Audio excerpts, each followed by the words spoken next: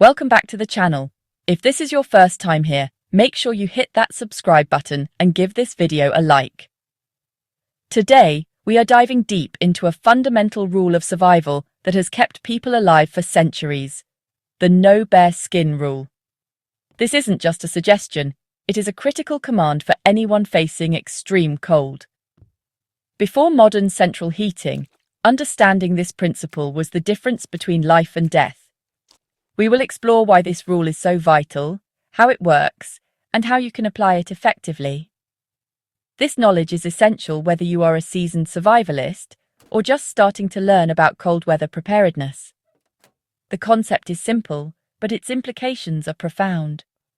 In a cold environment, your body is constantly losing heat to the world around it. Any part of your skin that is left exposed acts like an open window in a heated house, allowing precious warmth to escape at an alarming rate. The no bare skin rule is a non-negotiable principle designed to stop this heat loss at its source. It forces you to be meticulous and intentional about how you protect yourself. This is not about just wearing a heavy coat. It is about creating a complete, unbroken barrier between your body and the freezing temperatures outside. Think of your body as a furnace. It generates a finite amount of heat to keep your vital organs functioning. When you expose your skin to the cold air, you are forcing that furnace to work overtime just to maintain its core temperature. This process drains your energy reserves, which are crucial for survival situations where you might need to build a shelter, find food, or navigate difficult terrain. By covering all of your skin, you are essentially insulating the furnace, allowing it to operate more efficiently. It conserves energy, protects your extremities, and gives you a significant advantage in the fight against the cold. Before the luxury of turning up a thermostat, people lived by this rule out of necessity. Hunters, trappers, and indigenous communities in Arctic and subarctic regions perfected the art of total skin coverage, using natural materials like furs, hides, and woven wool. They knew that even a small patch of exposed skin on a wrist or ankle could be the starting point for frostbite or the beginning of a dangerous drop in body temperature. Their survival depended on respecting the power of the cold and taking every possible precaution. We can learn a great deal from their time-tested wisdom and apply it to our own modern survival strategies. Frostbite is one of the most immediate and insidious dangers in a cold weather environment. It is the freezing of body tissue, and it most commonly affects the parts of your body that are furthest from your warm core: your fingers, toes, nose, ears, and cheeks. The no bare skin rule is your most direct and effective strategy to prevent this serious injury from ever taking hold. When skin is exposed to freezing temperatures, especially when combined with wind, the moisture in your skin cells can freeze, forming ice crystals. These crystals damage the cells and cut off blood flow, leading to tissue death and potential amputation in severe cases. The process of frostbite begins subtly, often with a feeling of pins and needles, followed by numbness. This is where the danger lies. Because you lose sensation, you may not even realize the damage is occurring until it is too late. By diligently covering every square inch of your skin, you create a physical barrier that shields it from direct contact with the freezing air. A good pair of gloves, a warm hat that covers your ears, a scarf or balaclava for your face and neck. These are not accessories. They are essential pieces of survival equipment. They maintain a microclimate of warmer air right next to your skin, keeping its temperature above freezing.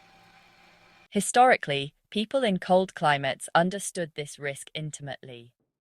They designed their clothing not just for warmth, but for complete coverage. For example, the Inuit people developed parkas with fur-lined hoods that extended far out from the face, creating a tunnel that trapped warm air from their breath and protected their cheeks and nose from the biting wind. Their mittens were often attached to their sleeves to prevent them from being lost and to ensure there was no gap at the wrist. These were not fashion choices. They were life-preserving innovations born from generations of experience, with the deadly consequences of exposed skin in the Arctic. For modern preppers, this means paying attention to the details. It is not enough to simply put on gloves.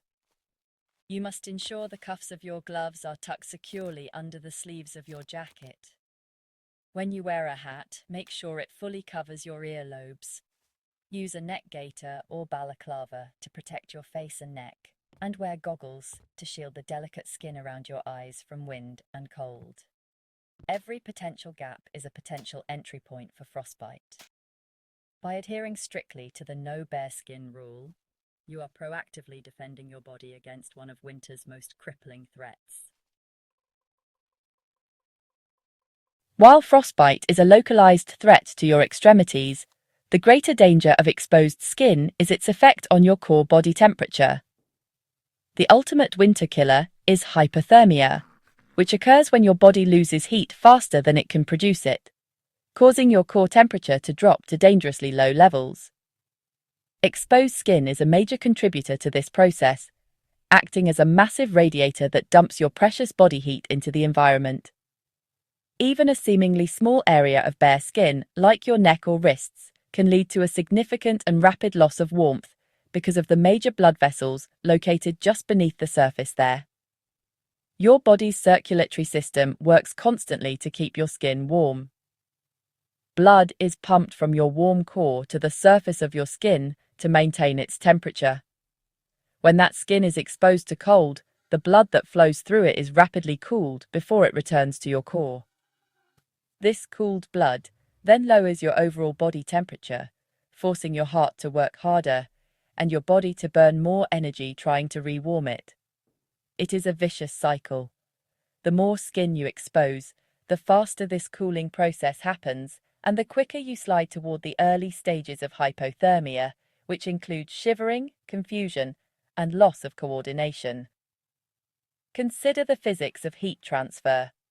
Your body loses heat through several mechanisms, including conduction, convection, and radiation.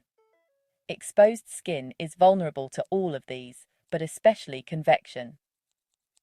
Wind is a relentless thief of warmth, and the effect it has is known as wind chill. For example, if the air temperature is 0 degrees Celsius and the wind is blowing at 24 kilometers per hour, the wind chill makes it feel like -7 degrees on your bare skin. This dramatically accelerates the rate of heat loss, putting you at a much higher risk of hypothermia in a much shorter amount of time. This is why historical winter clothing was so focused on being windproof. Materials like tightly woven wool, leather, and oiled canvas were used not just for insulation, but to block the wind. People knew that stopping the wind was just as important as trapping warm air. For the modern survivalist, this means your outer layer, or shell, must be wind-resistant or windproof.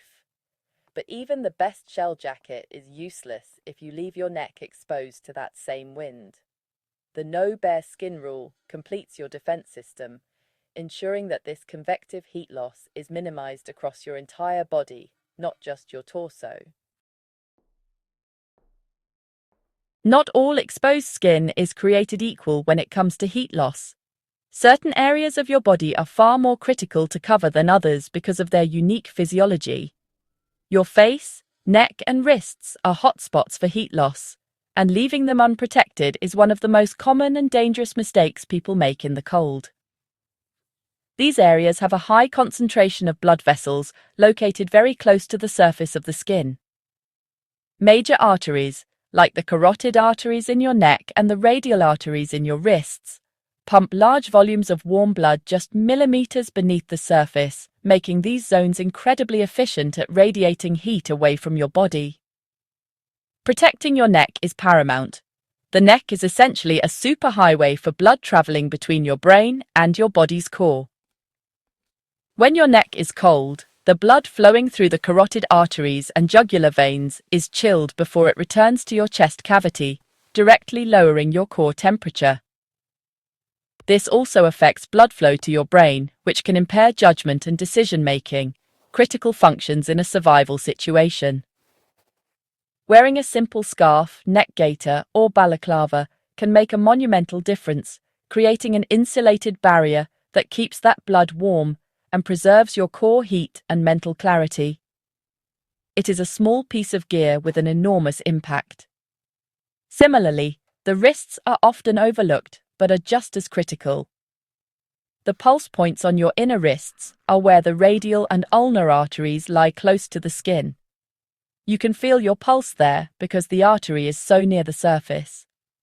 This makes it a prime location for heat to escape. If your gloves are too short or your jacket sleeves ride up, your exposed wrists will act like open vents, constantly cooling the blood flowing to and from your hands. This not only makes your hands colder and more susceptible to frostbite, but also contributes to the overall cooling of your entire system. Proper gloves with long cuffs that can be securely layered under your jacket sleeves are absolutely essential. Finally, your face presents a unique challenge, as it must be protected while still allowing you to see, breathe, and sometimes eat. However, the cheeks, nose, and ears are extremely vulnerable to frostbite. A combination of a warm hat that covers the ears, goggles to protect the eyes and surrounding skin, and a balaclava or face mask that covers the nose, mouth, and cheeks is the gold standard for facial protection. The warm, moist air from your breath can be harnessed by a good mask to create a pocket of warmth, but be mindful of moisture buildup, which can freeze. Protecting these critical zones is a non-negotiable part of the no bare skin rule. The principle of layering clothing is a cornerstone of cold weather preparedness, and for good reason. Using multiple layers, a base layer for wicking moisture, a mid-layer for insulation, and a shell layer for protection from wind and water, is the most effective way to regulate your temperature and stay comfortable. However, even the most advanced and expensive layering system will fail you if you neglect the no bare skin rule. The effectiveness of your layers is completely undermined by any gaps in coverage that allow cold air to get in and warm air to get out. These gaps act as thermal bridges, negating the insulating properties of your clothing. Think of your clothing system as a suit of armor against the cold.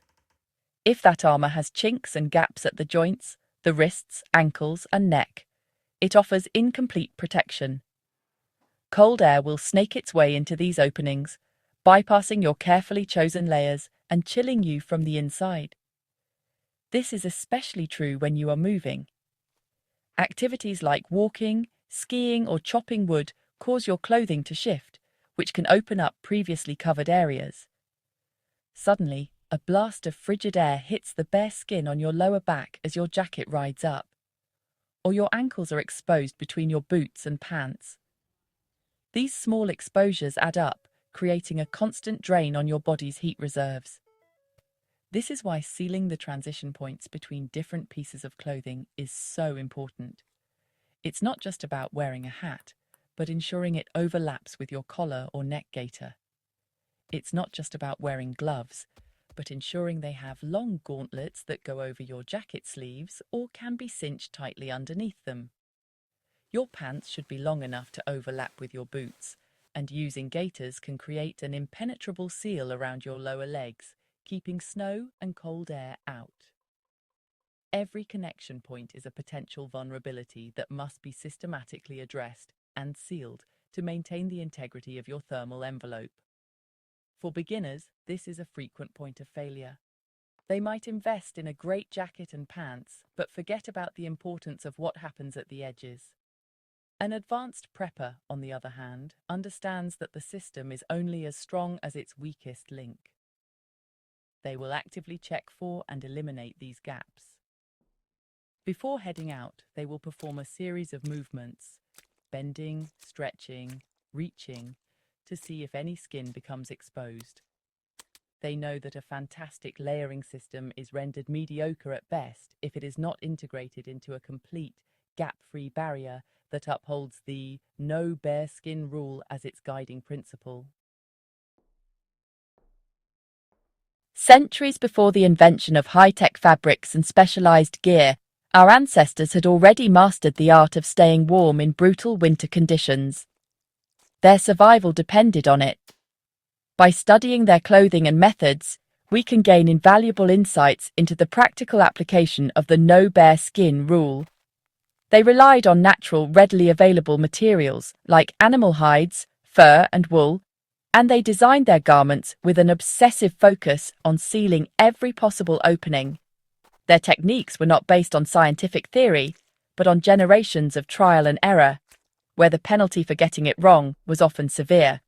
One of the most brilliant examples comes from the traditional clothing of the Sami people of northern Scandinavia. They wore leggings and boots, often made from reindeer hide, but the key was how they were connected. They used woven bands, sometimes called shoe bands or trouser bands, to tightly wrap the area where the leggings met the boots. This created a perfect seal that prevented snow from getting in and heat from getting out. This simple but ingenious use of a woven strap demonstrates a deep understanding of the need to eliminate gaps at transition points, a lesson that is directly applicable to using modern gaiters over our own boots and pants. Similarly, the design of the traditional parka or anorak developed by the Inuit is a masterclass in sealing the upper body.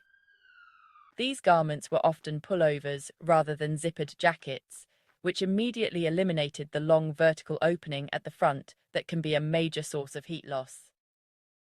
They featured integrated hoods, drawstrings at the waist and hem, and adjustable cuffs, often lined with fur, to create snug seals against the skin.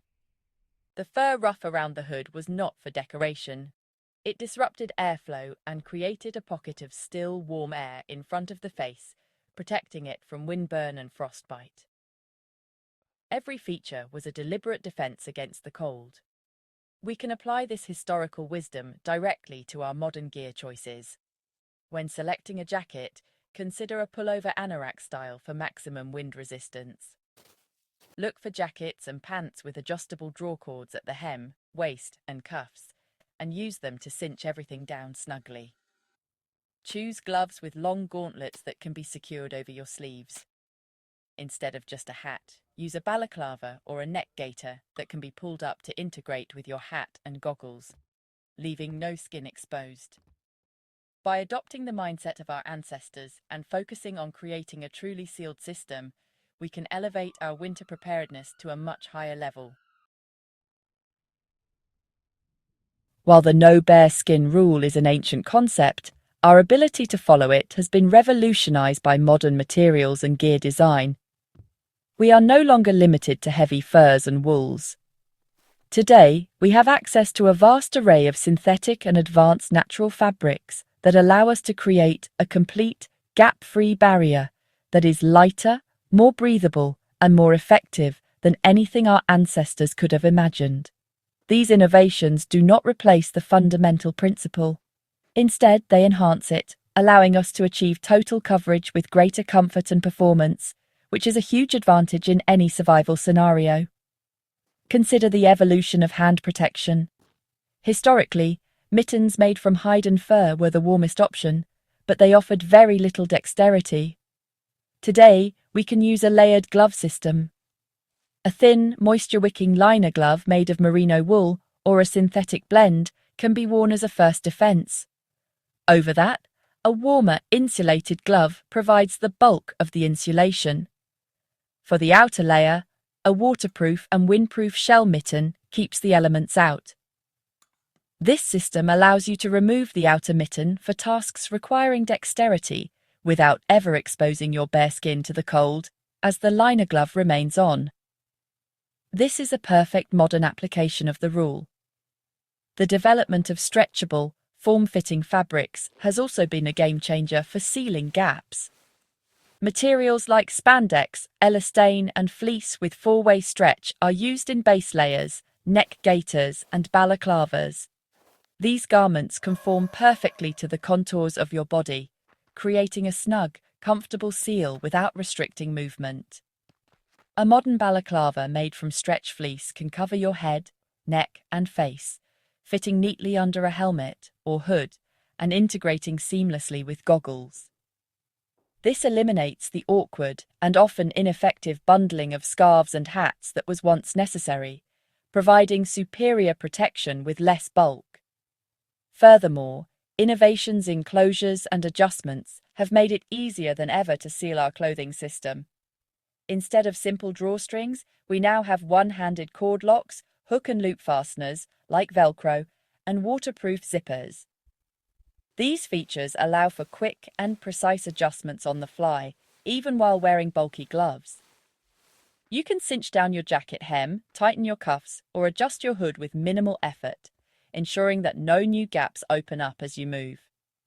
By leveraging these modern materials and design features, we can adhere to the timeless no bare skin rule more effectively and efficiently than ever before.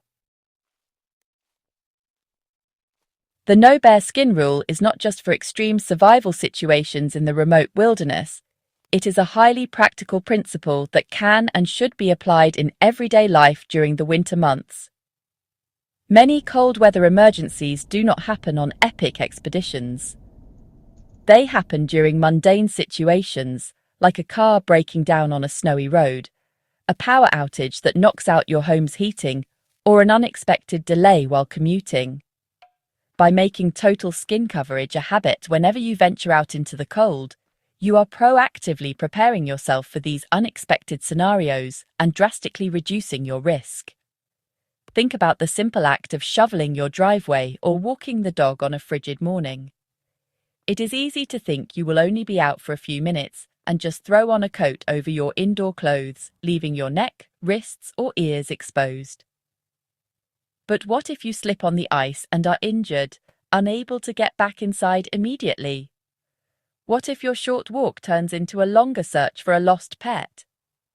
In these moments, that seemingly minor exposure can quickly become a serious problem.